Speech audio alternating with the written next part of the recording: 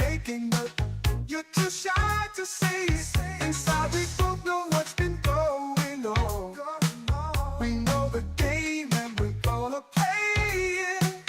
And if you ask me how I'm feeling, don't tell me you're too blind to see.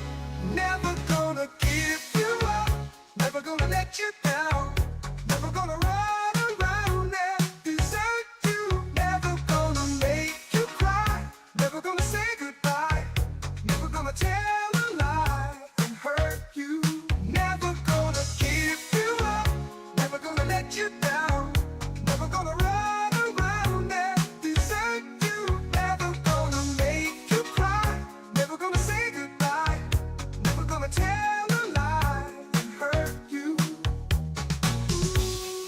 Give you up, give you up, never gonna give you up,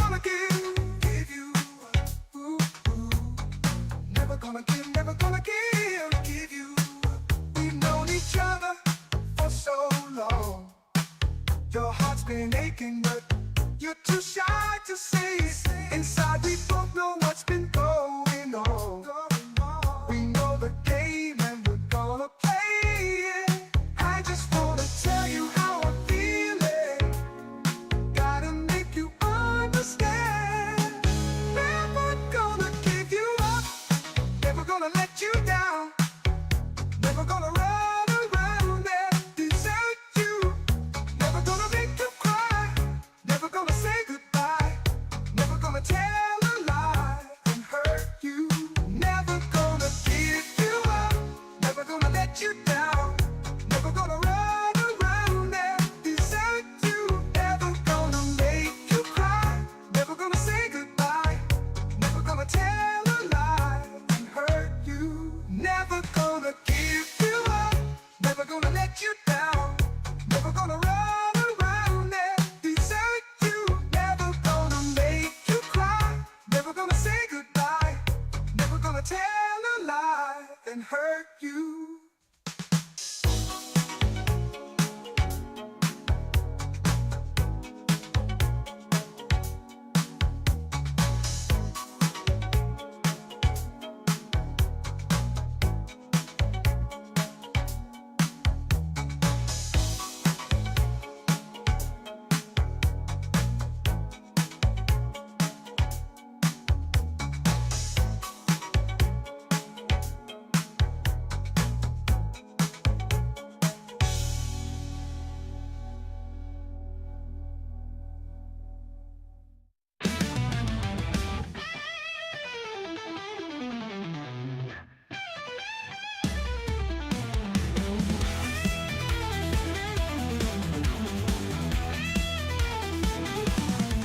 It's early morning, the sun comes out.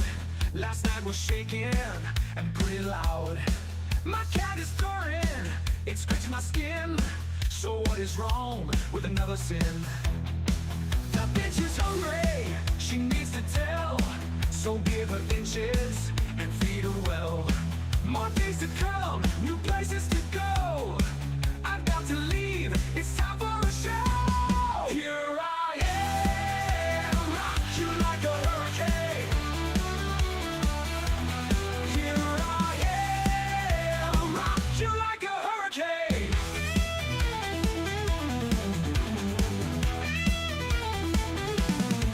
My body's burning, it starts to shout. Desire is coming, it breaks out loud. Lost is in cages, till storm breaks loose. Just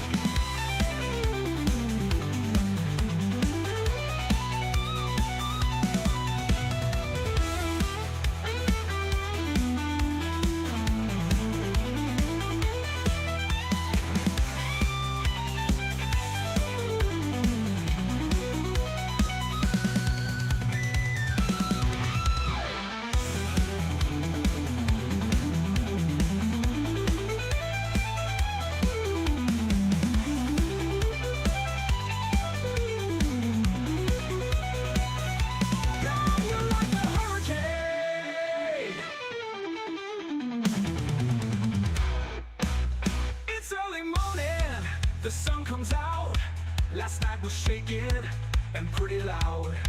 My cat is purring, it's scratching my skin. So what is wrong with another sin? The night is calling, I have to go. The wolf is hungry, he runs the show. He's licking his lips, he's ready to win. On the hunt tonight for love at first sting. Here I am, rock you like a hurricane. Are you ready, baby? Here I am, rock you like a hurricane. Here I am, rock you like a hurricane. Here I am, rock you like a hurricane. Here I am. It's close to midnight, and something evil's lurking in the dark. Dark, under the moonlight. You see a sight that almost stops your heart. Oh, you try to scream, but terror takes the sound before you make it. Yeah, you start to freeze as horror looks you right between the eyes. You're paralyzed, 'cause this is the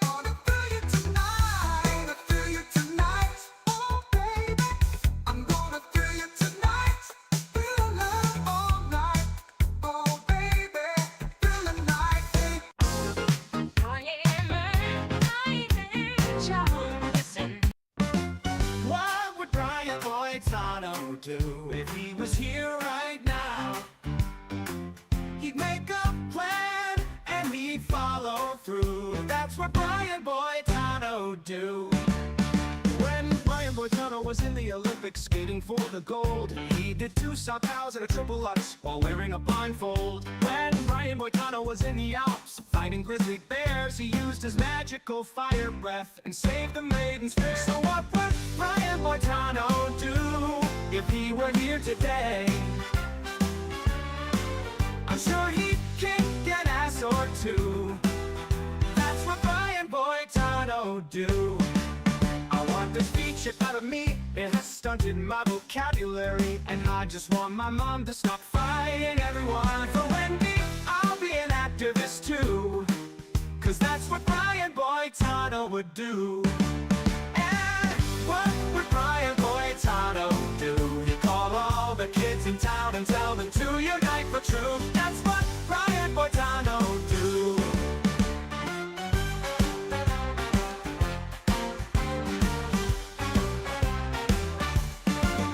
When Brian Boitano traveled through time to the year 310, he fought the evil robot king and saved the human race again. And when Brian Boitano built the pyramids, he beat up Kublai Khan.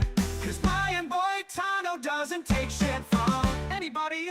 So let's call all the kids together and unite to stop our moms. And we'll save Terrence and Philip too, 'cause that's what Brian Boitano do. And we'll save Terrence and Philip too, 'cause that's what Brian Boitano do. That's what Brian Boitano do.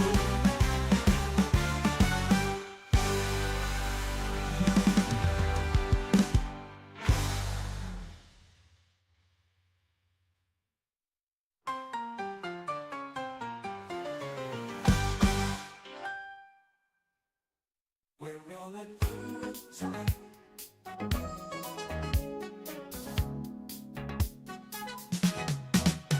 Wake up, grab a brush and put a little makeup. Hide your scars to fade away the shaker.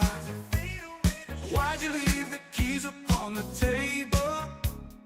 Here you go, create another fable. You wanted to grab a brush and put a little makeup. You wanted to hide the scars to fade away the shake-up. You wanted to, why'd you leave the keys upon the table? You wanted to. I don't think you trust in my self-righteous suicide. I cry when angels deserve to die. I'll wake up, grab a brush and put a little makeup. Hide the scars to fade away the. Why'd you leave the keys upon the table? Here you go, create another fable. You wanted to grab a brush and put a little makeup. You wanted to hide the scars to fade away the shake-up. You wanted to, why'd you leave the keys upon the table? You wanted to. I don't think you trust in my self-righteous suicide. I cry when angels deserve to die. In my self-righteous suicide, I cry when angels deserve to die.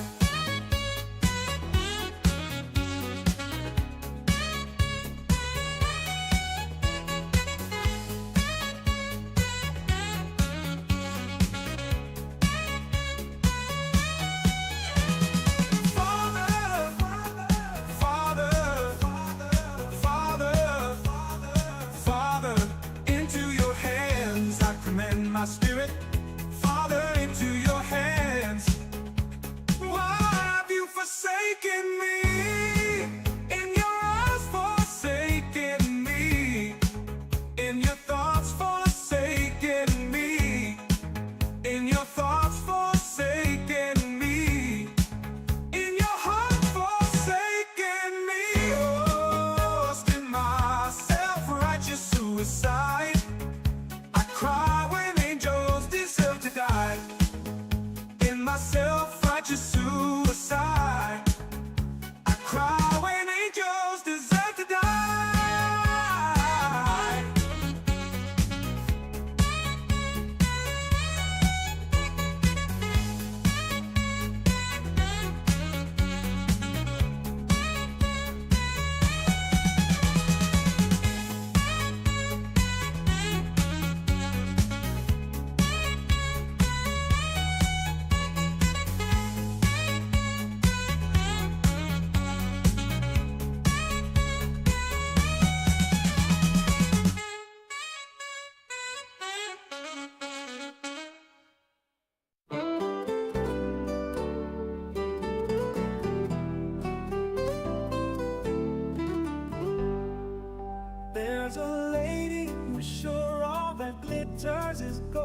she's buying the stairway to heaven. When she gets there, she knows if the stores are all closed, with a word, she can get what she came for.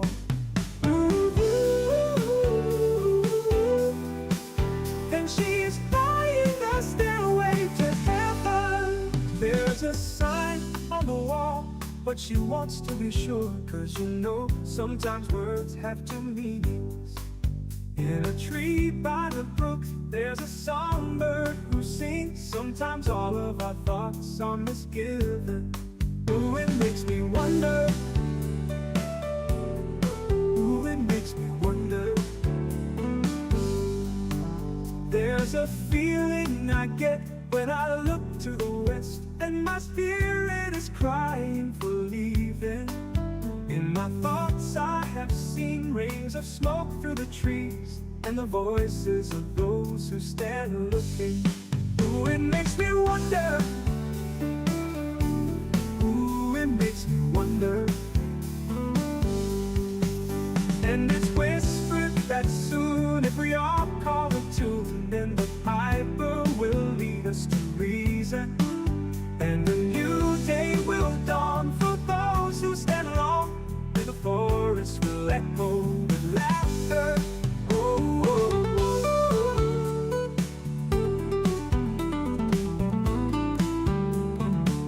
Oh, oh, oh.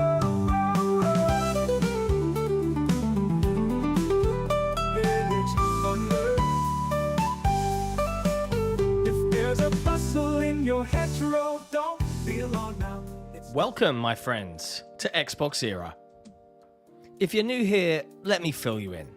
XboxEra is a platform for the Xbox community with best-in-class forums, a kick-ass Discord server, and of course, XboxEra.com, your destination for the best news, reviews, and features, all focused on your favourite platform, Xbox. It's every Xbox fan's gateway to the best of XboxEra.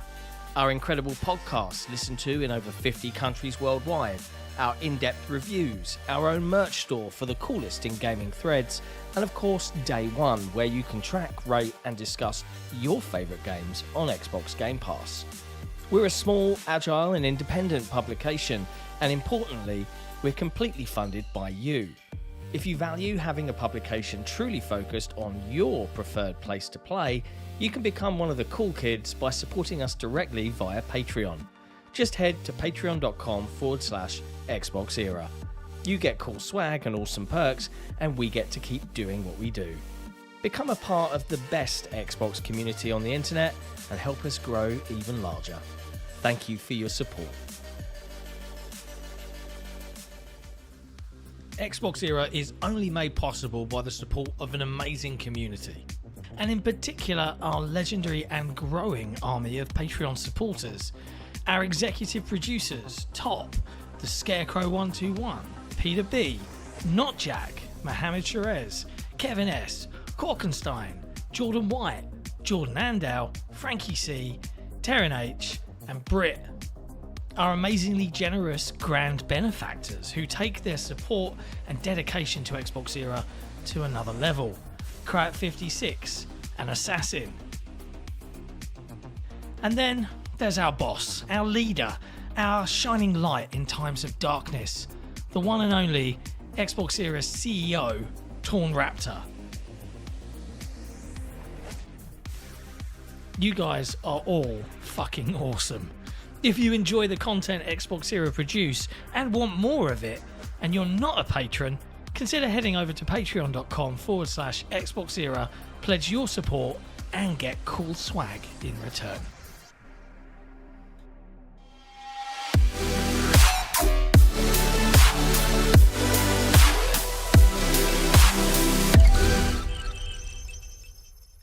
Hello, friends, and welcome to the first episode of XboxEra Headlines of 2025.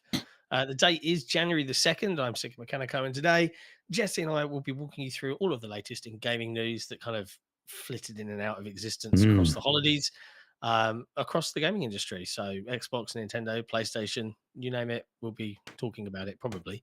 As a bonus for our wonderful patrons, we make audio versions of these episodes available for them to listen to in their preferred podcast app. But if you're on Spotify, you can link your account to Patreon, listen to it there instead, which is lovely.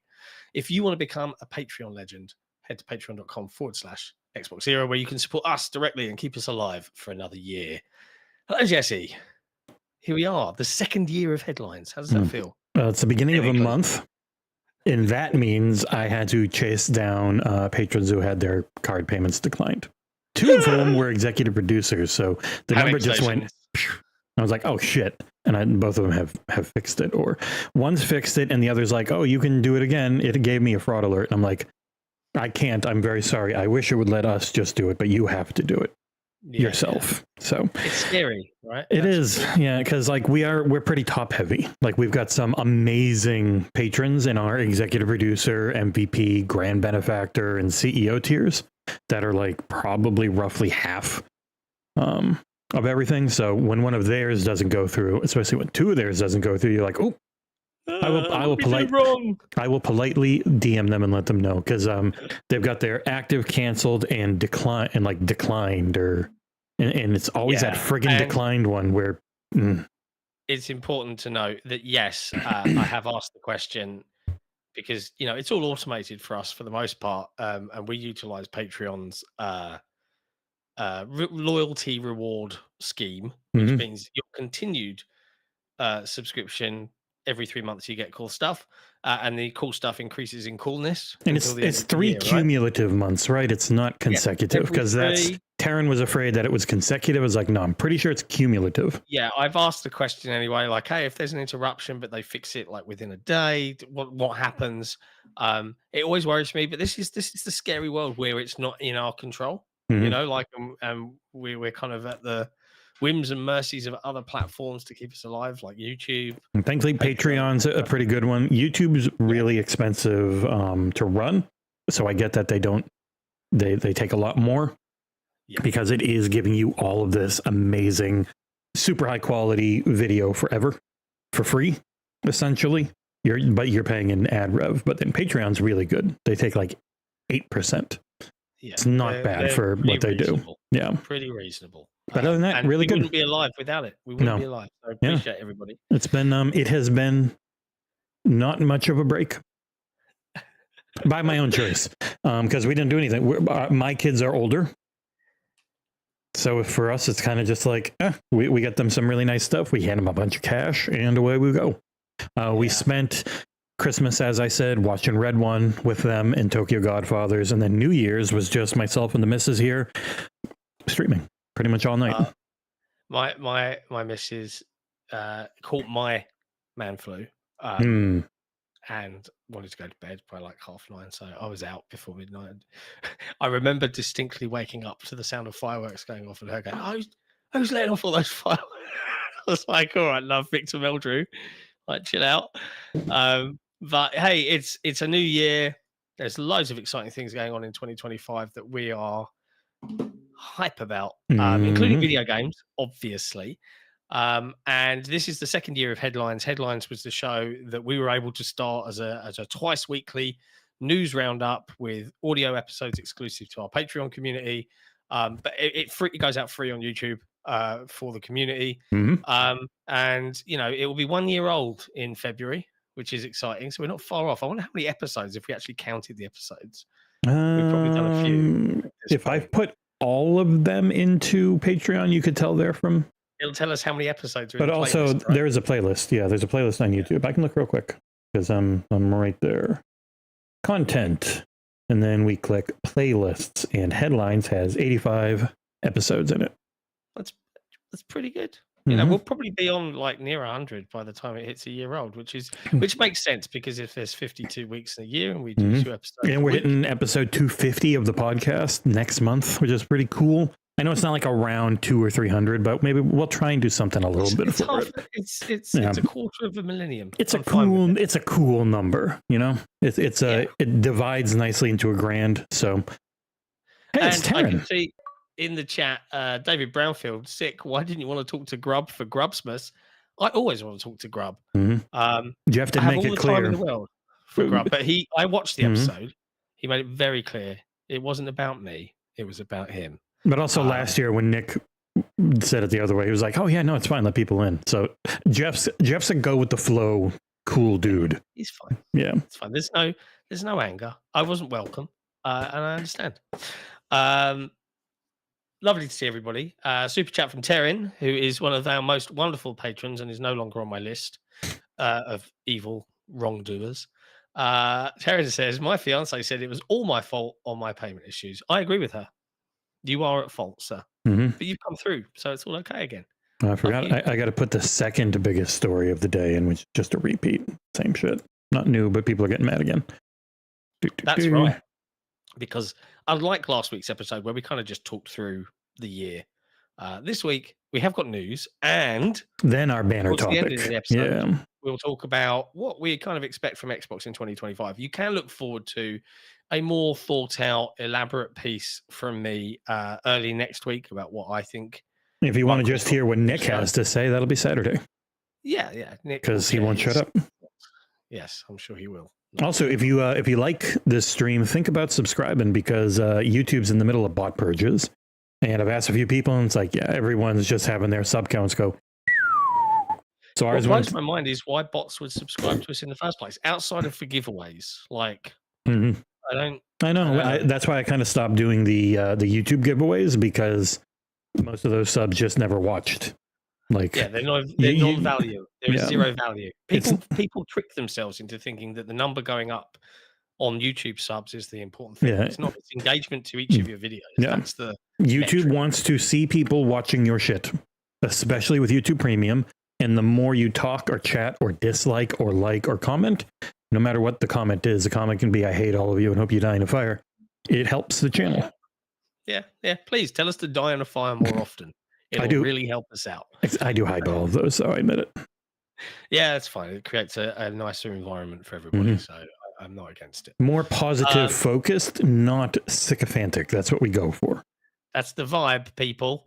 Now, let's dive into some video game news. There was a fair amount. Yeah. We'll start off with the one that's making a bit of a kerfuffle on the interwebs today, and that is that Tim Miller and team of Secret Level fame. If you weren't aware of what this is Amazon Prime's Secret Level anthology series, where they do miniature episodes of a variety of video game properties in a variety of quality. Yes, from things like there were some very good ones, to Pac-Man to Amazon's own games. Like, did you ever play Sifu? Yes, it's a great game. That I completely forgot when I was doing the review. That is just the first boss. So his entire playthrough was just to get to the first boss. Whoever was playing that game of Secret Level was terrible. Yeah, get good, man. They did what they could. I thought they translated the art style of it was really cool. It was a little short, and sometimes I think that was my main problem with them. Like Mega Man kind of looked like AI Mega Man, but he didn't become Mega Man. Like, it's a Mega Man episode that once he became Mega Man, it ended, and that was annoying. I can understand. I haven't watched them all. A lot of them I have not much interest in. But did you love the finale? I didn't bother. I haven't bothered. I'm a busy man. I see you, BT Maverick. I'll check it out. But Secret Level apparently did pitch for part of their season 1 episodes a Doom and Halo crossover episode to Microsoft, and reportedly, according to Collider, they said nah. And people are going to take that as gospel that they just said nah, but obviously he's given the vibe of what they said. I am curious. It sounds cool. It would have been the only crossover episode outside of the finale, which was really bad. I'm curious what the pitch was. Like, that's the thing I wish we could know. Like, if we could know what the pitch is and why it was rejected. Because I know, like, Nick immediately just gets mad. And he's like, of course they would. And it's like, I think they're fine letting their properties be used in general if they like the pitch. Like, that's everything. They've got a Minecraft movie, a Minecraft animation, a Gears of War movie, a Gears of War animation. They had a Halo TV show. Yeah. They are okay with letting people use stuff. It just, like always with Microsoft, do you pitch correctly to the main person who matters? So I'd really like to know what they wanted to do. Yeah, and I think there's so many, like, as a Halo fan, I'm always up for seeing more takes on Halo universe. And the gamer in me is like, Halo and Doom crossover, cool. But it's like I would be if they were to say, hey, we were going to do Halo and we were going to do Doom, and they would be two separate things, I'd be like, no problem. Hmm.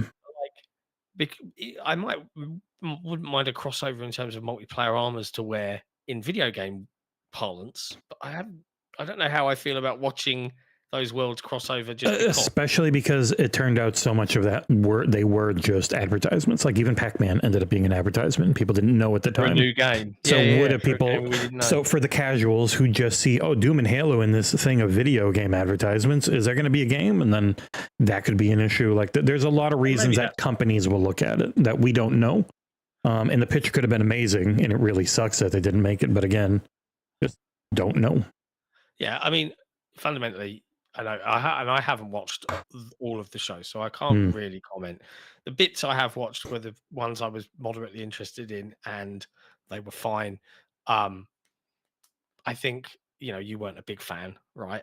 It had a few really high highs where it was just a cool story inside of a game universe, and then it had a bunch that felt forced. So I would be afraid that you got this idea of something you want instead of a really good story that makes sense, like why Halo and Doom would cross over in some way. Because it's like the PlayStation one was so disappointing because you could have had a really good Helldivers one, or you could have had a really good Kratos one, but instead, or even a really good Shadow of the Colossus one. Like that game is the type of thing that could lend itself to some amazing animation. But instead, you just had all of them mixed in with some like corporate idea of cool from 2006. And then Sackboy floats down at one point and goes, hey, and like that's the whole episode. It's really bad. So it's like that with that variance in quality. And then you have something like Space Marine 2, which was amazing. And even New World, that friggin' Amazon MMO, was just really good because you had Arnold Schwarzenegger playing a big dumb king. And and on that, it was an Amazon Prime led series, so of course they've got some of their Amazon properties to promote, and that I think also lends to it feeling a little bit more like an advertisement. I enjoyed a lot of Love, Death and Robots a lot, because of the different animation styles and takes and self-contained stories. Yeah, that was an artist's paradise type of show. Like that was just really talented people making really weird, cool shit. And when you got that the few times in Secret Level, it was really good. But I think it's that creeping issue when you're working on other people's IP is they get final say, and like it's their thing. So you're only going in certain directions. Like even the Outer Worlds 2 one, I liked it, but it's setting up the Outer Worlds 2. Like it's setting up Auntie, whatever the heck her name is. Like it's there to serve a purpose more than anything. And we realize, that's for this year. Maybe that's the other thing. They said no because they've got nothing, but then they have got Doom: The Dark Ages. But then would people be expecting Halo? Yeah, because Doom, if it's not Doom from Doom: The Dark Ages, then it's very different than what they're actually about to put out. And so, yeah, I mean, the full quote from Miller was, I get chafed when I read online and they're like, hold on, these assholes took Spelunky when they could have taken Halo or something like that. I'm like, man, you think we didn't talk to Halo or something? I read a few comments, blah, blah, blah, blah, blah. And then the co-creator Wilson says, the creative director at id Software is a good friend of ours, and so are folks at Microsoft. So we made a big plea because one of the things both Tim and I would love to do is something that isn't currently available in the games, like crossovers. We wanted to make a Master Chief Doomslayer crossover episode. I spent a whole weekend crafting this impassioned letter of my childhood, and it's exactly what Tim said. They were like, nah. There you go. We'll never know more. I'm curious, was it Doom versus Chief? Like, they might not like that. I don't know. It's weird. You never know, because like for them, I wish I knew the pitch. Yeah, it would be really interesting to find it out. But yeah, that's people obviously are going, oh, Microsoft, you don't know anything. And yeah, okay. They might. They could have been completely wrong. It's just it's one of those things where it's like you don't know. Maybe they are morons once again, because they're. Based on recent history, there is a chance that Microsoft's going to fire many thousands of people this month. They've done it 2 years in a row. Will this be where it finally stops again? Because it didn't used to be as big of a thing. It was a little thing every January. That has been in the back of my mind every January. I posted it on Blue Sky a couple weeks ago. It was like, everyone's getting preemptively mad at Microsoft. I know I am, because it's like all the tech companies essentially have their schedule for firing people now. Having said that, though, the belt tightening has been tightened, right? That is my hope. Yeah. You know, like they've actually started hiring again for a lot of teams. So they were hiring quite a bit while firing people. It's bizarre, isn't it? I know. But anyways, there you go. Next up in news, 6 video games are leaving our wonderful Game Pass subscriptions on January the 15th. The games leaving include, courtesy of Noble over on Blue Sky, those who remain: Insurgency Sandstorm, Exoprimal, Figment, Journey into the Mind, Escape Academy, I loved that game, and Come On Hood. I haven't played most of them. I played Exoprimal, which was super fun, but I'm guessing that it doesn't have, like, they stopped doing DLC for it, so it probably doesn't have much of a community anymore, which that game definitely needed, because you were doing 6-on-6 PvPvE. So if there's not enough people playing, it's just not going to be that fun. Yeah, absolutely. So there you go. Get them in quick.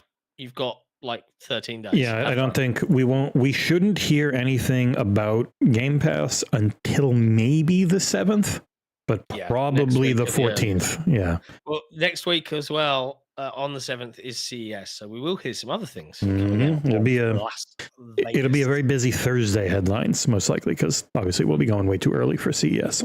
We won't be at CES, just to quell any expectations. I have been invited many times by various companies, but unless they're going to pay for me to go and stay there, we couldn't afford it anyways. I do have a colleague that happens to be in LA during CES, and we could furnish this individual with credentials necessary to get in and get the scoops. But well, I was only invited to like keyboard manufacturers that we've covered and stuff like that. None of the big boys. Yeah. We need to get in with NVIDIA so you and I can get 5090s. Yeah, I would need a new case and new power supply. But I think my case and my power supply could do it. I'm 800, which you think would be enough for a power supply these days, but I'm tipping the scales even with just a 5800X and a 7900 XTX. Like it's like 650 most of the time that I'm pulling. Next up, in happier news, this is a repeat. The gift that keeps giving. Black Myth Wukong's director now has blamed the Xbox Series S for Xbox delays. God damn you, Xbox Series S! You're the reason, right? Except there's a bit of context to this one. So to provide that context, let me take you on a. Are we allowed to? Time. Yeah, we'll use special effects. Wayne's World style. So, thanks. Back during LA, a trailer dropped for Black Myth Wukong in the summer of 2024. And what's this? The Xbox logos and stuff were removed, and it was a release date for PlayStation. And the scuttlebutt going around town was that Sony had done a deal with Black Myth Wukong. Black Myth Wukong apparently back then had said, "Oh no, it's to do with the Series S." Microsoft actually unusually came out with a statement that kind of suggested a platform agreement with PlayStation, ultimately saying, as we've said before, we're excited for the launch of Black Myth Wukong on Xbox Series X and S and are working with Game Science to bring the game to our platforms. This was to Forbes. We prefer not to comment on the deals made by our partners with other platform holders, but we can confirm that the delay is not due to Xbox platform limitations that have been raised to us. So there's a bit to unpack here. Nutshell, I think Jez Corden and Windows Central heard and reported on this rumor first. Paul Tassi came out and said, no, I've now actually heard it from a source he considers to be reliable, that there is a deal in place. And this may just be an inexperienced developer not saying the right things here. I don't know. And that's the thing. No one knows for sure. The game runs on a Steam Deck. Like, so it doesn't run well. The main issue with Black Myth Wukong has always been optimization. It has to use frame gen to do a fake 60 mode on PS5. And it hurts the input latency quite a bit. It struggles mightily on even very good PCs. Like I know people with a 4080 who struggle to have 1440 60. It's not shocking when something has optimization issues, and it is going to be tough to optimize for the machine with only 12 megabit or 12 gigs of RAM and other various issues. So this kind of rings to me as well that this could be as simple as a little bit of like get good.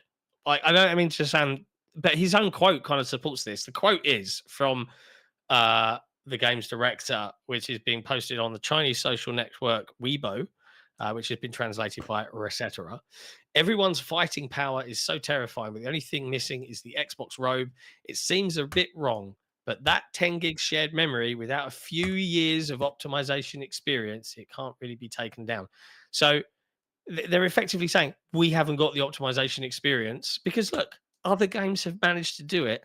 And in a world in 2 years' time where everybody's like trying to pump out handhelds and have the best of both worlds and have their cakes and eat it, you're going to be really glad that the Series S exists.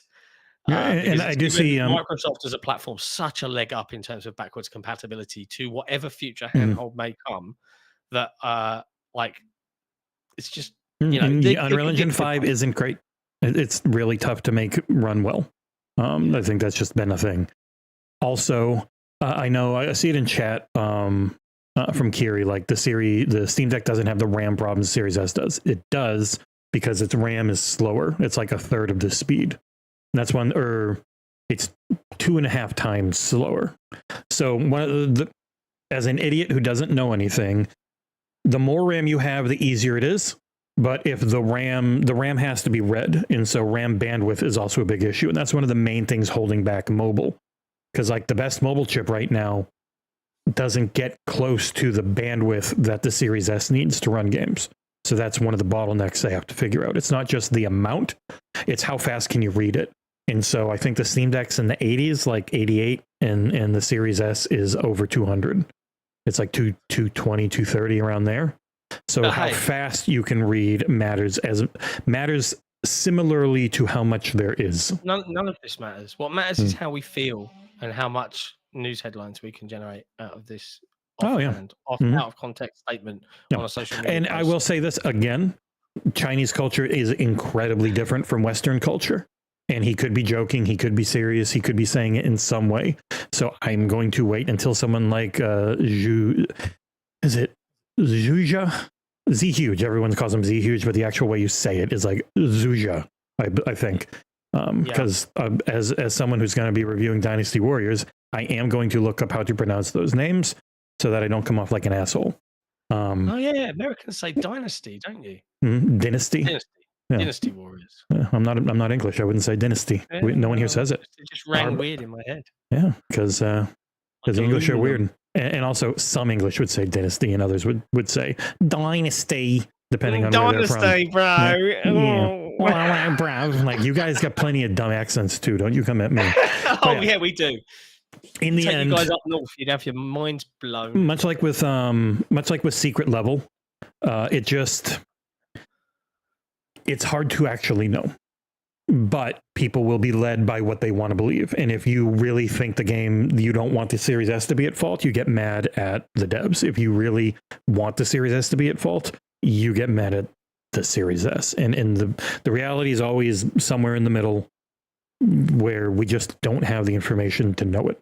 I don't know why it's not on there yet. Phil has intimated he knows when it's coming to Xbox. So yeah, he did that in an interview recently. Yeah, right? he said very recently. It was he's like, I can't say. Was it to Totillo? It was to someone. It was Game File. It was like, hey, can you tell us when it's coming?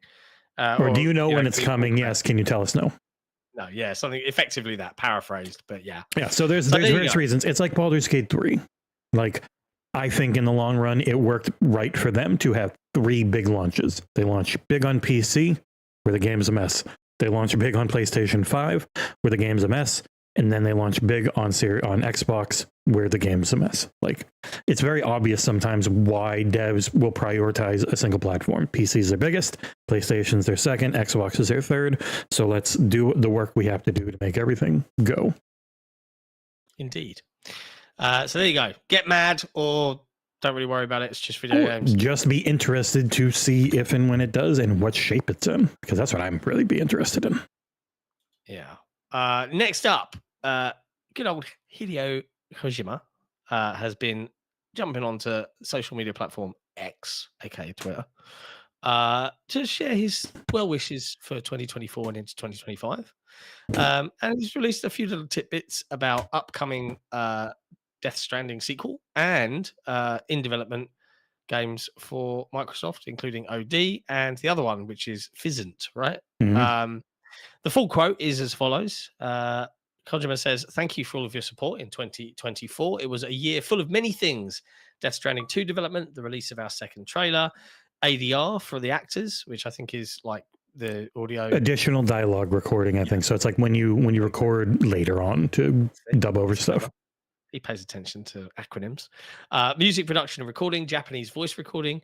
In the summer, we started to play and build up the game. We were also able to hold a TGS stage event for the first time in 5 years.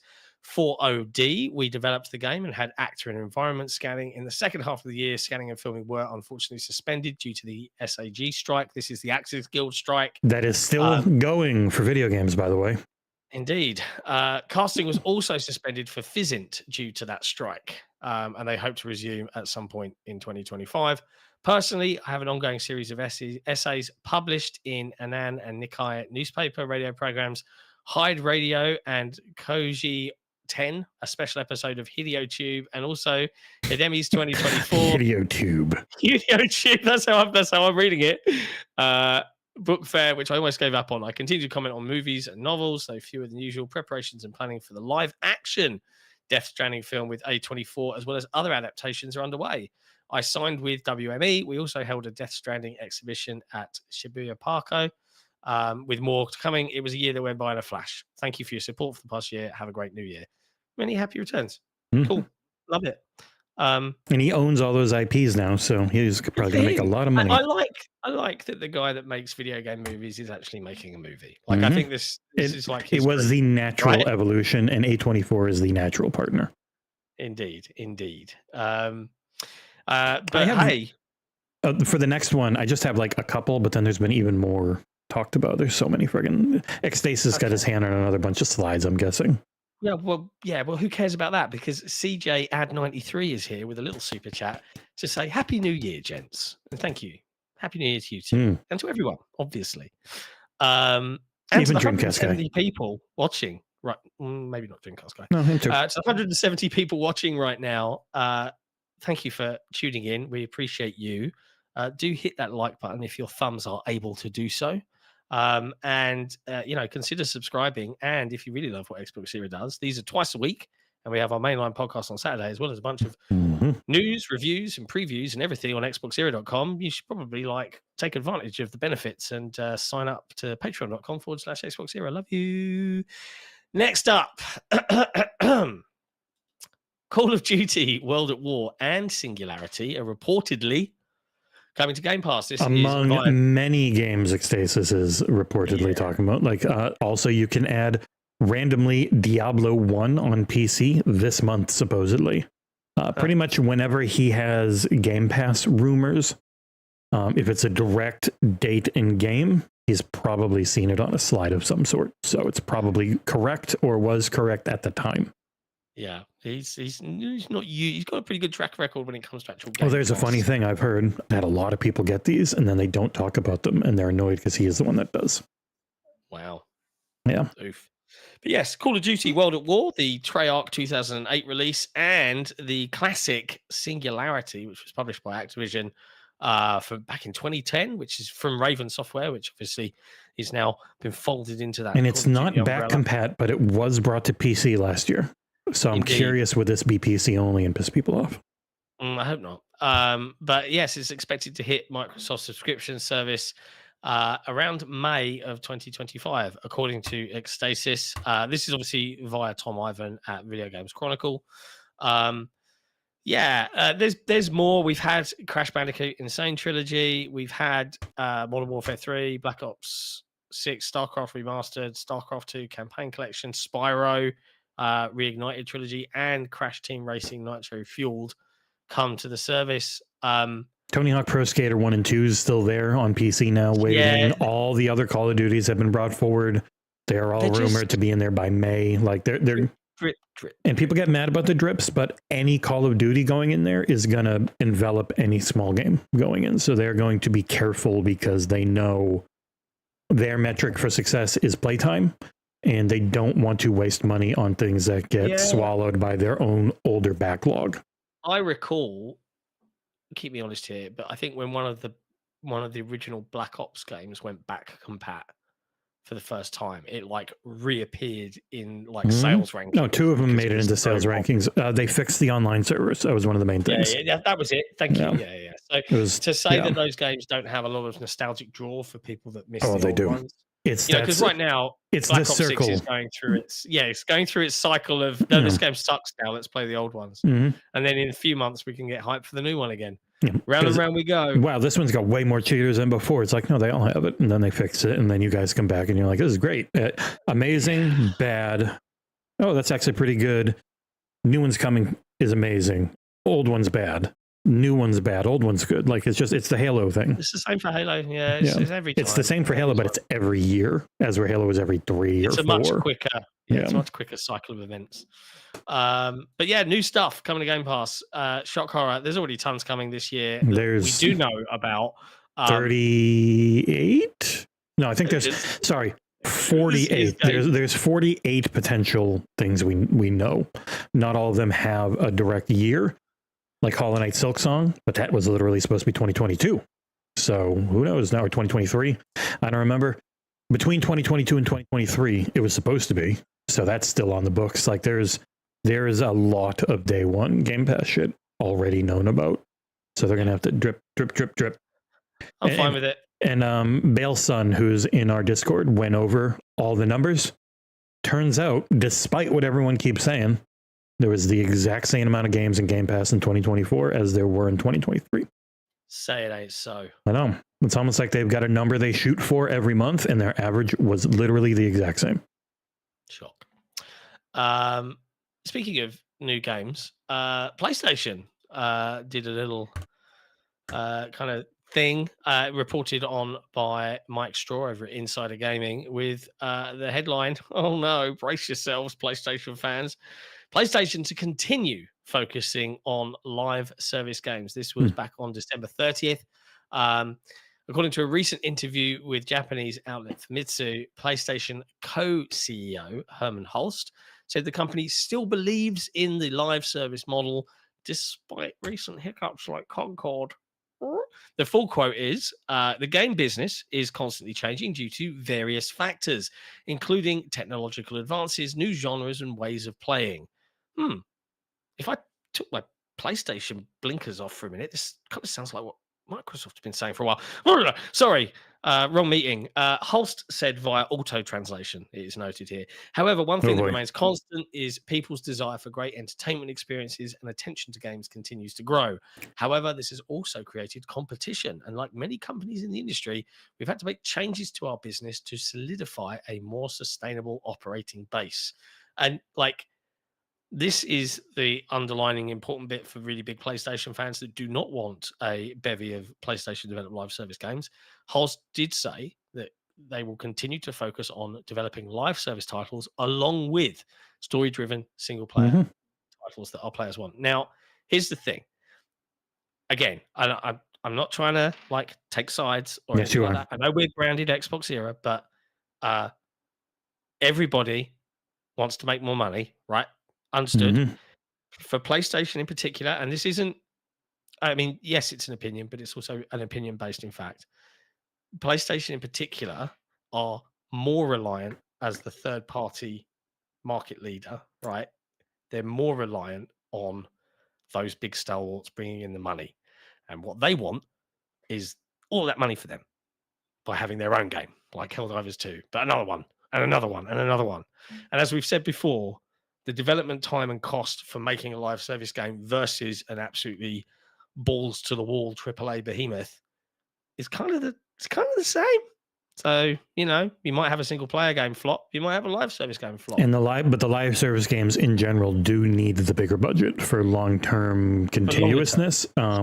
but PlayStation hasn't, outside of Astrobot, which I wish had been more successful commercially, because it would reemphasize they don't have to go crazy with budgets on everything.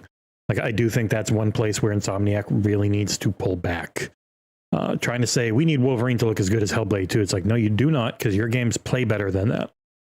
So, yeah, I'm not sure why, Abdul. I wasn't able to restart. But It's just a bit full. It's a bit peaky. It's like you're hitting the ceiling every time you speak. I don't know. Yeah, weird. Well, it's too late to restart, so yeah. it is what it is. It's they don't need to have the graphics be the emphasis on all their games, and I really hope that as a company they realize that more, where better long-term game, like Helldivers 2 looks fine, but it plays really well. Great. Yeah, but the gameplay is king. But also, I would say for their budgets, it looks fine. Like, there's nothing bad about it. It just isn't a showcase of graphics. The graphics serve the gameplay to make shit feel epic without being the focus of everything. Yeah, there is I mean, we've said this on the XboxEra podcast multiple times, is that, and at least certainly in my opinion, the games looked good enough 10 years ago. They really did. Like, they looked fine, right? When did Sea of Thieves come out? 2016? 2017, I think, something like that. It's nearly 10 years old. That's going to look fantastic in 10 years still, right? It's about art style, right? As much as it is about pushing. Well, that's the Nintendo thing. They know. Like, Nintendo is a prime example of gameplay over graphics, right? And if we could just not worry so much about, like, how do these melons disintegrate in this fruit cart that I will walk by once and interact with never again, if we worried more about new gameplay systems and new and interesting mechanics and less about what it looks like on the screen overall, I get it, the age-old mantra that graphics sell video games. There's a bevy of new ideas out there that can be taken advantage of, and I hope that this year is the year the industry really starts to understand where the focus should be over what currently is kind of being chased by the money men. But and Morton chat's like, PlayStation will have all the games, they'll be fine. Yeah, it's not, they'll all be fine. The issue isn't fine. It's they're talking to investors and they're talking to shareholders on how we're going to do better. So almost all these conversations from our perspective, people treat it like they're struggling to do okay. And it's like, no, they're making more money than ever. They all are making more money than ever, but it needs to be more money. They have to at least be telling their people they're not okay with flat. They want to go up. Like, that is their job, to make more. So that's what they are always looking at. How can I increase our business? That is their fiduciary duty to their shareholders as a publicly traded company, and they can't behave in a different way. Yeah. And -0 in the chat, my friends gifted me Helldivers 2. It is a very one-note experience that didn't hold my interest. I play with my friends and I kind of act like I'm having fun. I'm sorry to hear that. Like, I've loved what I've played with Helldivers 2. I liked it. It was good. No, I didn't. It didn't grab me that hard. It has to be played with friends, I think, and depending upon how good that social network is, kind of bleeds through into the fun of kind of trolling each other. Wow, you're saying you hate your friends? No, I'm not. I'm saying, but yeah, the mileage may vary, right? Because at the end of the day, it is just kind of go in and do the same thing. But then I often say this: all video games are that. You know, you can boil all games down to Destiny 2 was run into a room, kill everything, or run into a room and stand next to something. Yeah. That was Destiny 2 every time, but they had enough dressing around it, and that was the main problem with Suicide Squad. It looked and sounded the exact same every time. Once you were in the end game, they didn't hide the fact that it's the same mechanics. It was the same mission you've done in the same area you've done it 100 times already, looking the exact same and sounding the exact same. I think the thing for Helldivers 2 particularly is that dressing, the whole bravado and mockery of totalitarianism. I've kept that out, but their CEO has been tweeting a lot about that. He tried to say the game's not political. The game isn't political. No. Also, he would never force DEI into. He got into that whole thing. It's like, just sometimes you just stop tweeting. I can get what you're saying, but it's going to be used by two sides to really pull at your thing in a way that you don't want to get involved in. Yeah, I wouldn't have touched that with a 10-foot barge pole. Next up, SEGA say it is weighing up launching its own game subscription service to the horror of everyone. This is via Tom Ivan over at Video Games Chronicle. This is all the way back on the 23rd of December, in case you missed it.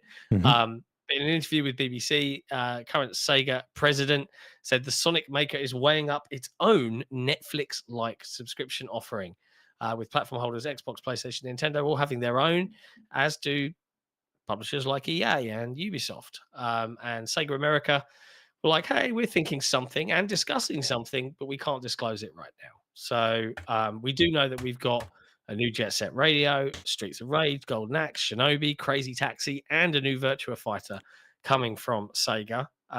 Some of them are hopefully releasing this year. But yeah, they were also asked about retro video game consoles, but they said, we're not a retro company. We're not going for the mini direction. We want to embrace modern gamers. We appreciate our legacy. We value it, but at the same time, we want to deliver something new. And when Otherwise, we'll become history. I like that. They're up to the Saturn, which is really hard to emulate, and they're up to the Dreamcast after that, which has a ton of IP rights issues. So, like, and plus you need more expensive hardware, so you can't put out $100 thing that costs you $25 to $40 to make. So you got to put out a $150 thing that costs you $100 to make, and it's a much bigger ask. Like, I know Nick was very sad about it when we talked about it, but then Grubb was like, "Yeah, no, they've reached the part where it doesn't make sense anymore. We're not so far away from the Dreamcast and all that you can emulate it super cheap, like in a mass scale." Indeed. Next up, SNK have announced the King of Fighters studio, a whole new studio to make King of Fighters. This is our last news story, and then we get into the main topic of the show for people wondering. Well, I was going to throw one more at you because it's not in there, so you can't. I'm doing it. I'm taking care of it. Slow shit. About this one. Hey, Brett. Nick, is Nick happy about a new King of Fighters? Is he a King of Fighters? Yeah, he's super stoked to review Garou City of Wolves soon. I think that's March. He played it at Gamescom, where we would like to go again this year, but it's going to be a lot of money to get me there, a lot of money to get Ursel there, insane triple amount of money to get Nick there. Yeah, and he really grumbled about doing any work while we were there last time. Yeah, he wouldn't want to. So if we were going again, it would be to actually cover more stuff and do more streams. And Nick was adamant that for him it was a vacation. I'm pretty sure that we can arrange for some members of the team to go out there again. Yeah, and try and go to LA. If we get a couple of us there, it'd be cool for Summer Games Fest if we're invited again. After what you did last year, who knows if we will be, but... Sorry, did you not kill everyone last year with COVID? Yes, sir. Yeah, I'm sure it'll be fine. Last up before we dive into... We were invited to the Game Awards. I just was like, I can't. I know. They're nice to us. Like, it's that the PR company that handles us, that's great. For me to fly out there and mingle. If you have your own mobile game and you want to fly people out to take a look at it, look at us. Yeah. We'll go. We won't let you do any editorial, but we will go and look at it. Yeah, we'll go look at it and go, oh, thanks for the flight. Anyway, just a quick one, recent today from Andy Robinson over at VGC. Grand Theft Auto 6 could generate $1 billion from pre-orders alone. Research firm DFC predicts that GTA 6 will generate $3.2 billion during its first year on sale, which is double what its predecessor managed back in 2013 and is significantly more than 2024's biggest movies. So like Inside Out, which raised $1.7 billion, and Deadpool and Wolverine with $1.3 billion. That might recoup its development costs almost. It might just a bit. Maybe. I don't even know if it will. It's likely to exceed $1 billion in pre-orders before it even becomes available. I don't know about you guys. Can I get a poll up? Does anyone pre-order video games? Do you have any Cialis? Oh. Yeah. Does anyone pre-order stuff anymore? I haven't pre-ordered anything in years. Now, granted, I'm in a very different position to an average consumer, as is anyone in the games media. But I'm just curious. I don't pre-order video games. A lot of people do it to install stuff, and you don't need to do that anymore on Xbox. Yes, that's what I'm curious about. And if you don't know, open your Xbox app on your phone, and as long as you have you're on your home network normally, or you have your account on an Xbox, you can just search a game, find its store listing, and tell it to download to console, whether you own it or not. Obviously, you can't open it unless you own it, but it's right there. You can preload anything without having to spend a dime. Yeah, and just because I saw it called out from Nisa Hauer, Jon, Jesse said you. Jesse said you're going to review Tales of the Shire. Mhm. It looks so good. The channel nerd of the Rings played 90 minutes. It was fun. I played about 90 minutes of it at Summer Games Fest. I did do a preview, which you can find on XboxEra.com. And I did say I was going to try and make you, because I know we're busy this year. Right. So I would say, in all honesty, I am a massive Lord of the Rings fan. I am not And you are cozy a Hobbit. cooking games fan. I have got hairy Hobbit feet. Hairy everything. Yeah, mate, including my back. But yeah, if no one else that is more of a fan of those types of games is available to do it, then yeah, I would step in. But it would be better served to be covered by someone with more of an interest, not just in the IP, but in those kinds of game mechanics, because I would probably not love them as much as someone well versed in the genre would, I think is what makes sense. And as always, I don't know that we have anyone like that. We try and pair the right titles with the right kind of, hey, I play a lot of these types of games, ergo, I'm well equipped to talk about it. As opposed to Ergo is your energy in Liza P. There you go. It's your I wouldn't souls. know that because I don't play Souls games. Yeah, you're bad at games, so we can't let you near them when they're tough. Wait, what? What? Okay. Oh, sorry, that's Nick. And you. Oh, okay, yeah. No, I would say he's all right at games too. He's not. He constantly says he's terrible, and then you watch him, and you're like, yep. Just kidding. Oh, man. Anyway, when right. you only play Rocket League and Fortnite, and you're only okay in them, that does say something. Like that's why he says he's not very good, because they're all he plays, and he doesn't feel like he's good enough at them. Self-hating Greek. Fair enough. Anyways, that is all of the news, really, that we've kind of. But the show's not over.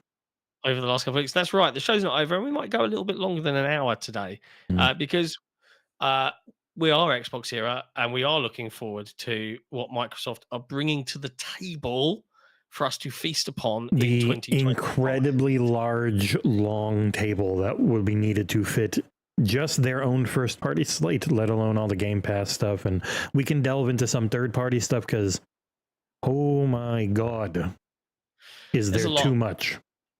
Yeah, and for the benefits of this being a somewhat succinct and concise conversation, I'm going to focus on mostly new and mostly big stuff. So bigger indies and generally new. Even though you would call something like replaced big, it'll definitely be on there for you. Replaced is like is in up there with some of my most anticipated. And imagine if something happens to you where you're really busy and you're just not able to, like, oh, I've got to go to this thing to do this thing. I can't review replaced easily. I guess I'll have to give it up. Oh no, Fable. I'm flying around. Yeah. You just laugh it up. Yeah.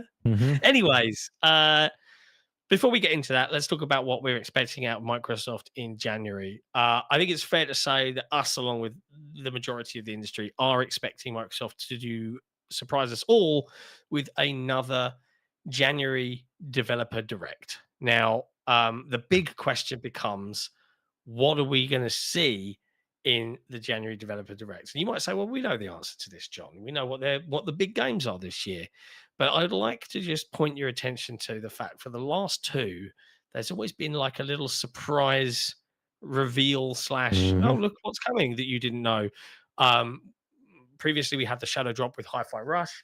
Last year, which is now the correct sentence, we had, was it Visions of Mana? Well, so it was a surprise that Indiana Jones was going to be there. We weren't expecting that. It was a surprise. And then Visions of Mana was not announced and ended up being in the middle of it. So I'm fully expecting Microsoft to surprise us once again. Now, we know that, for example, we have Avowed coming in February. That is one of those games that I don't expect to see in the developer direct, mostly because it's so close to release. And we've already had previews and hands-ons. I bet you it's still in there. Even if it's a short 5 to 10 minute segment. Not a long one. Maybe you're right. Yeah, like it's coming. It's your big thing. Everyone's going to talk about it. and you're there to get press for things that are coming out. Avowed's Sure. coming out, you got to have it in there in As some SJ way. pointed out in chat, they did cover Avowed last year, and we've I know. never seen them cover a game twice. So I know. I'm just saying, the Outer Worlds 2, however, maybe they do that and mention like, oh, by the way, Avowed on February. Maybe there's a way they could cover both those bases. South of Midnight recently got, as I understand it, not a hands-on preview, but a kind of watching the them documentary, play. interviewing snippets of gameplay, but no one's gone hands-on with it yet. I think we're going to see a deeper dive into the world of South of Midnight in some form. We've obviously got Doom: The Dark Ages, which already looks phenomenal from what we've seen. That is traditionally, I think Doom and Doom Eternal both came out around March. Are we going to see the same again from Microsoft this year? The good thing for Anorexic, the release date trailer, they always have that a little ahead. Like we've just gotten release date trailers for Eternal Strands, and Sniper Elite Resistance, I think, is probably going to get one. But I saw the Eternal Strands one because that's coming out in about a month. So if it's roughly 2 to 3 weeks beforehand, it could be when they put out their release date trailer. Yeah, you're right. I have to call out the chat a minute. Abdul114, didn't John preview Avowed a few months ago? No, he was thinking of Lord Addict, who you look exactly like. Zach Riley, kicking off my birthday with you guys. Happy birthday, sir. All the best. Many happy returns. So we've got South of Midnight. We've got Doom: The Dark Ages. Here's a question. Obviously, Fable was dated as 2025. I'm the balding guy who's full of himself. People like joining things they don't know and having like little jokes between friends and think that they know what it means. I get it. It's tough. If you're not around all the time, you don't get the in jokes. It's okay. Just don't be a dick about it. Yeah. There's no need for name calling around here, you dick. Anyways, Fable. Now, I think that Fable is going to be the one game that kind of gets frustratingly shuttled off to have its own big developer direct after the summer showcase in June, much like they did with Starfield. That's my gut feel. Lemon squeezer. But yeah, like what else have we got slated from Microsoft in 2025? I don't know what the hell a lemon squeezer is. It's a squeezer for lemons. Oh, I got called one. I was called a lemon squeezer. I don't know what it means. I'm curious, JB1521. I don't think anything will end up getting delayed just because they have too much behind it. So they have intimated that they are at the point where they are only giving years and dates when they feel fully committed to it. And even like Avowed moved back, not because it couldn't have come out, but because that month was looking so insanely busy. And then it went to another busy month. If any game was going to get delayed, I'd put my money on Fable. But I also recognize Playground Games as being one of the most efficient, have never missed a release date, and have always shipped a pretty damn polished product. Granted, this is the first time they've done an open world action RPG. So maybe there's room for maneuvering here. But if I was betting money, if we do see Fable, it will be I wouldn't expect a deep dive this January. I would expect that to be one of we're going to do a similar Starfield style 30-minute interview with the team, bringing stuff back to life, make you mind blown about the scale of this, whatever the case may be, from Playground and Microsoft afterwards. But what other things have we got from a first party perspective? We've done South of Midnight, Doom, Fable. We know Avowed's coming. We've got the Outer Worlds 2, which could probably be there and nod to Avowed. What other surprises could Microsoft roll out in that January Developer Direct? Contraband? It feels like so many, unless it's like fully locked in, I think it would be more June for anything like that. Towerborn 1.0? Hey, remember us? It's Towerborn. I don't know. The game's out in early access. We're launching on Game Pass today. Could it be? I don't know. it could the world line up? Because like it was supposed to be early this year. I don't know if it's that early. I do know It was too early. Also, the original leak, when they accidentally put a date on their website or something, or an email, was like January 29th, or I think, what was that day? 28th, I think, was when 33 Immortals was going to go into early access. Yeah. But that might be delayed. Who knows? Like, that's always the thing. Yeah. If it's fun to speculate on. I do think there's been a little bit of a trend, unfortunately, with expectation setting, because they are so leaky. They're all so leaky. Like, all of the platforms just keep leaking, and then it sets up expectations in our group, and everyone really starts to, you hear something for so long, you think that it's announced and that you're just been waiting for it. And it's like, well, and no, that mixed messaging. No one's ever said, like, Nintendo has only ever said the Switch 2 will be announced before the end of March, which was a weird tweet from Jeff yesterday on the Game Awards account. Like, Nintendo has stated they will talk about the Switch 2 before the end of March. It's like, they said that in their financial statements like 9 months ago or something. Why are you making it sound new? It's like there's always this weird. Yeah. Well, yeah, you're right. That's it. There's so much of the bad messaging is because things leak, and then you don't get to do your own messaging, and then they come out with very obviously rushed messaging, and that's for everyone.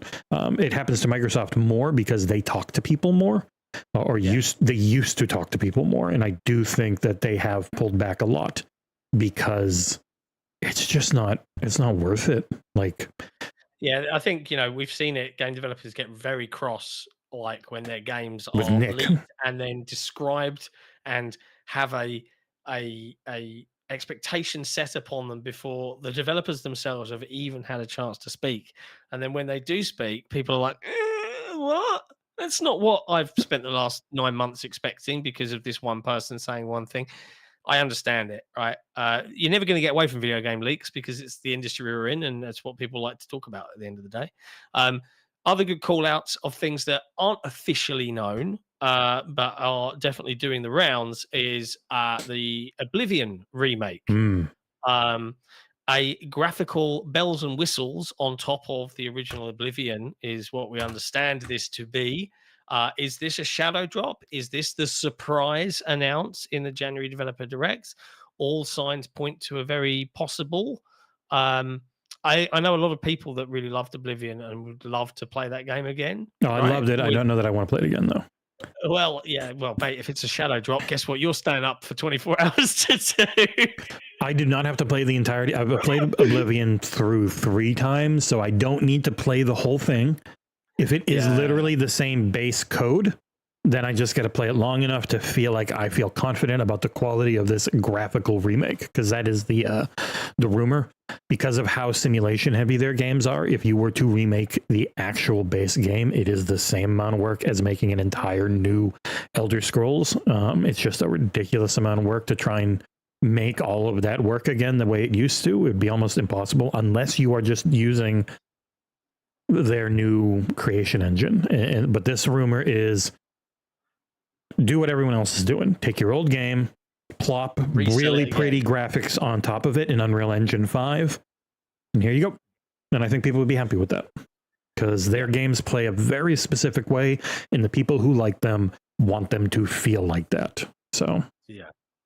There's there's the other thought that Playground Games, as much as the one team is working on the reboot of Fable, it's been a little while since we've had a new Forza Horizon. And I've seen all of these rumors from Ecstasis, who we mentioned earlier in the show, about Forza Horizon 5 for a long time having a version prep for PlayStation 5, and I've always thought that was odd because of the licensing issues that surround the games, where the games get delisted. that game would be getting close to its delisting time. We're too into its life. If you're gonna do a multi-platform release for a Forza Horizon, you do it with the new one, right? And you do it within you would do it probably within a year. Like, you don't want to wait too long, right? So I do wonder if, because traditionally when I think of when Forza Horizon has been announced, they've been like a staple. They do a really good live demo of all the new features and crazy shit they've come up with. There's always a car somewhere. Would they just drive a car into that little tiny stage they have, and the guy's just standing behind it trying to talk? Yeah, just run it into the studio, have it on the stage. Maybe it's made out of Lego this time. Who knows?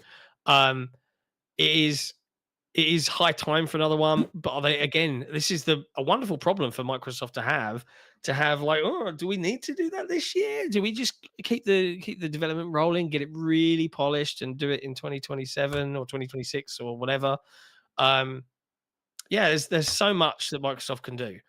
And then we have things that we haven't heard from in a while, like contraband and what's going on there. Suffice to say, I love the last couple of years of having Microsoft come out swinging in January with some really good stuff for us to chew on. Mhm.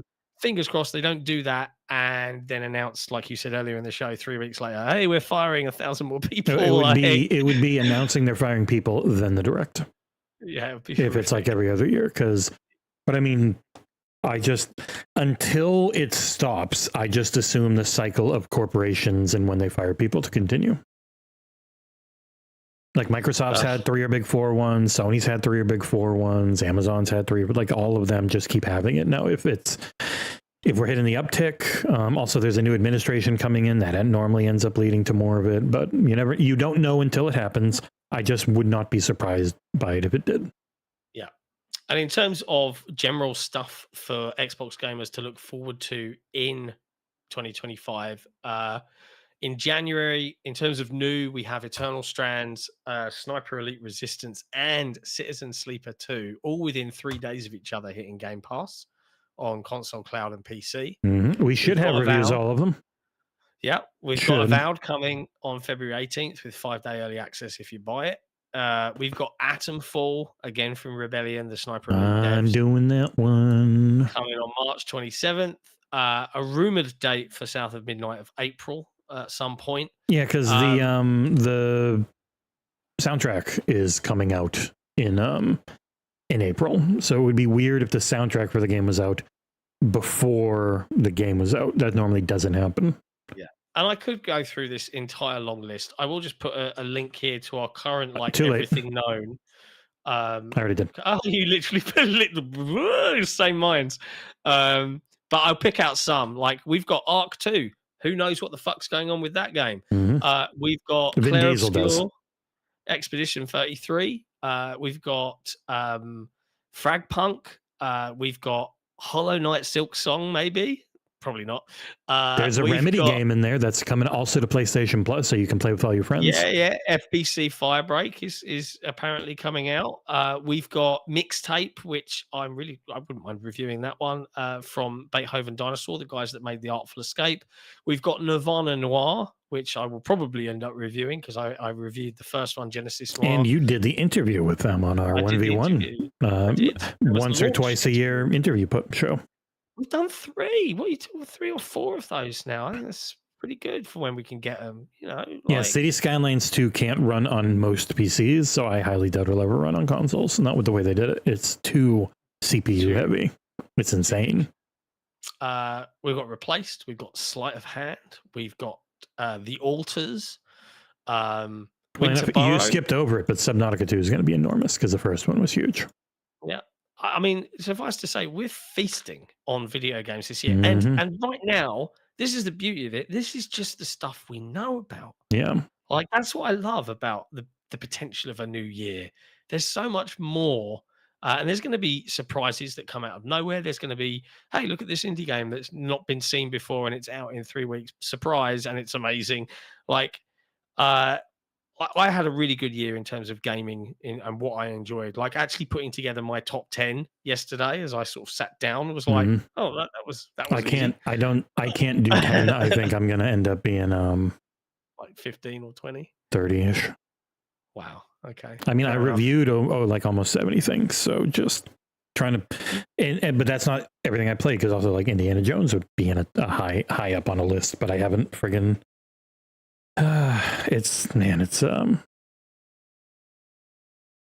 was a hell of a year.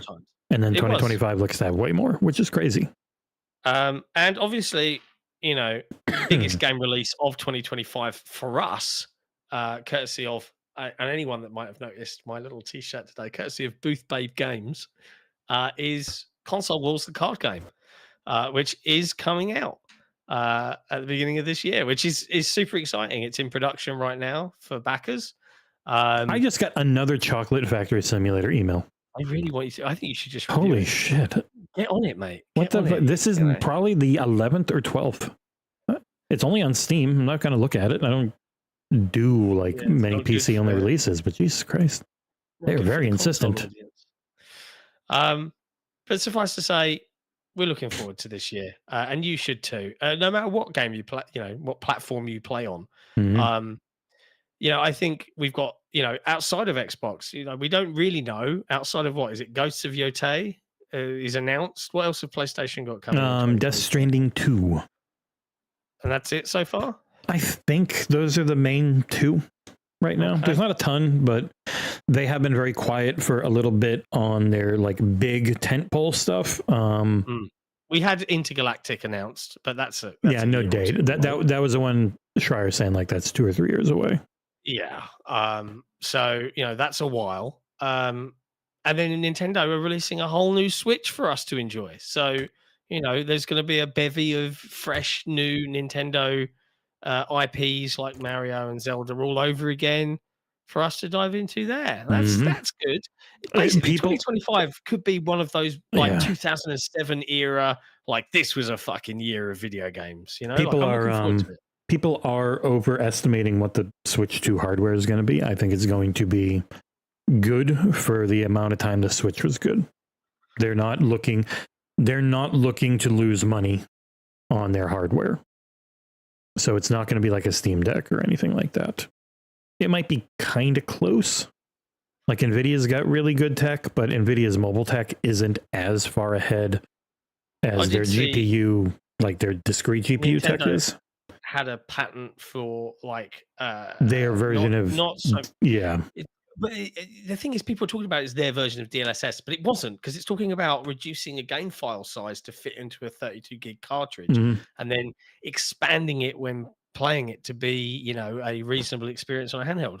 It didn't really sound like DLSS is rendering it in 4K. So DLSS is generally two things of you have this many pixels and we use AI learning to extrapolate what pixels are missing and put them in there every frame. Or also frame generation, where it's like we will interpolate the movement between 2 frames and insert frames, which can add lag but make it look better.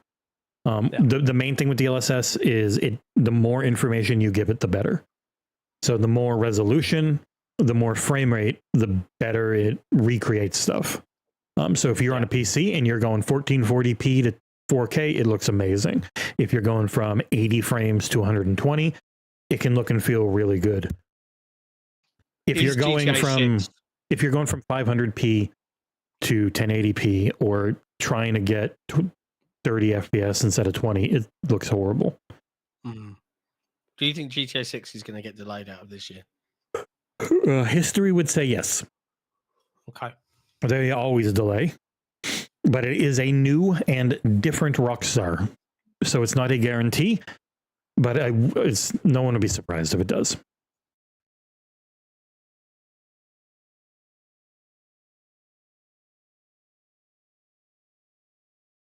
I was eating chocolate, so I was coughing a lot, so I didn't want to have my mic on. I got myself some Christmas Lindor, so good chocolate. My wife got me their truffles, like their they're really good. I think that's it, folks.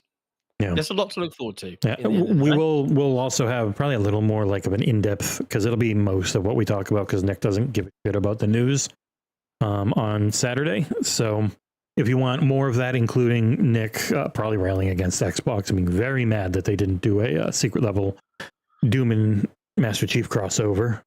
Someone that doesn't want to watch movies with his video games, he sure wants a lot of movie video games, doesn't he? Mm-hmm. Make it make sense, man. Make it make sense. He's very picky, and the moment he thinks something, it never changes. And he always says that's a strength, but I would like to contend it can also be a weakness when you take in a bunch of new info. But like, I knew from the moment he said Prince of Persia was going to be his game of the year, when he gives me his top 10 list, I was expecting I will expect Prince of Persia at the top of it because it's just, I know it won't change. The moment he thinks it, that's it. Yeah. Even if he's played something that he knows in his heart is better, he said it, and that's what it will be. Hey, that's pretty much the end of our show. What I would say to the 200 plus people watching right now, many thanks to you for coming along the line and we're probably one of the only ones around, so we're like, hey, people are desperate we appreciate for something. you. Yeah. But if you want to get the very, very best out of XboxEra, there are some places you can go. First of all, XboxEra.com, bit of a gateway into everything from our YouTube, Spotify, our communities on our forums, forum.xboxera.com, as well as our Discord community, discord.gg/XboxEra. But more than anything else, boys and girls, ladies and gentlemen, if you value having independent publications out there, there's very few of us left. Head to patreon.com/XboxEra. You can support us for as little as a cup of coffee a month, and it does make all of the difference in the world, believe me. And the more of you that do it, the more cool stuff we send you guys. So you probably should think about that, because being part of this community and seeing how amazing everybody is, it's a wonderful Discord to be a part of. Also, we do giveaways all the time, so you should probably just join. To be nice, I ended your poll that you forgot that you asked me to make. Yeah. How many people pre-order video games nowadays? Just about a third of our audience. 104 votes. A lot of votes. Yeah, 67% of you do not pre-order video games. It's about what I thought it would be. I bet you it's higher on PlayStation side for people who might not have the best internet and really do, like, they know they want it and they want to have it downloaded and ready. Yeah. But that's it for us. We'll be back on Saturday for the first mainline XboxEra podcast of the new year with our good friend and co-host Special Nick. You can look forward to tons of content from XboxEra this year. I will be putting out a what to expect in a more long form format from Xbox in 2025 next week, along with some of the staff's picks for games of the year 2024 to peruse and debate upon. Until then, good friends, we'll see you next time. Ciao for now. See ya.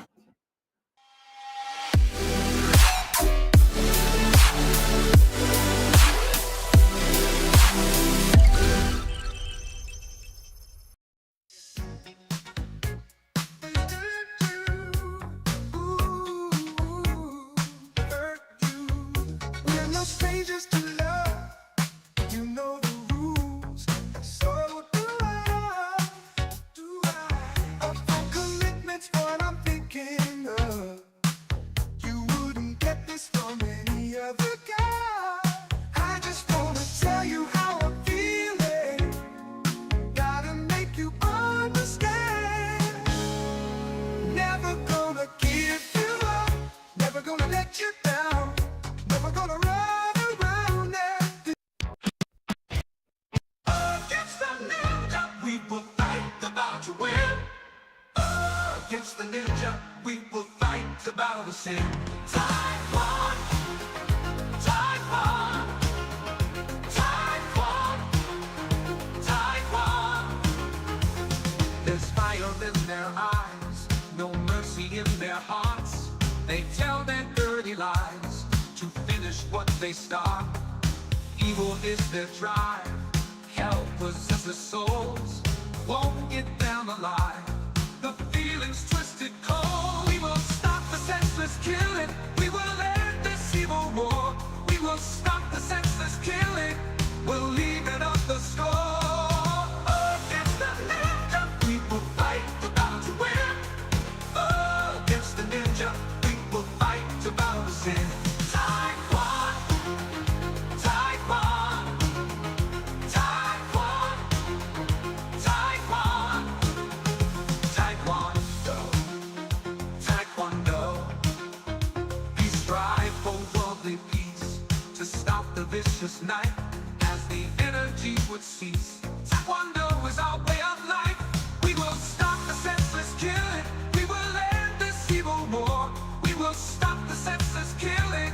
We'll leave it on the score. Against the ninja, we will fight the battle to win. Against the ninja, we will fight the battle to sin. Taiwan, Taiwan, Taiwan.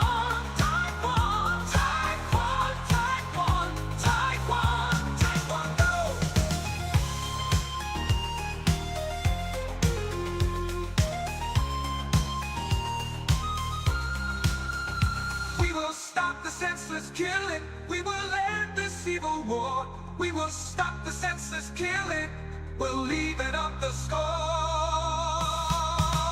Against the ninja, we will fight the battle to win. Against the ninja, we will fight the battle to sin.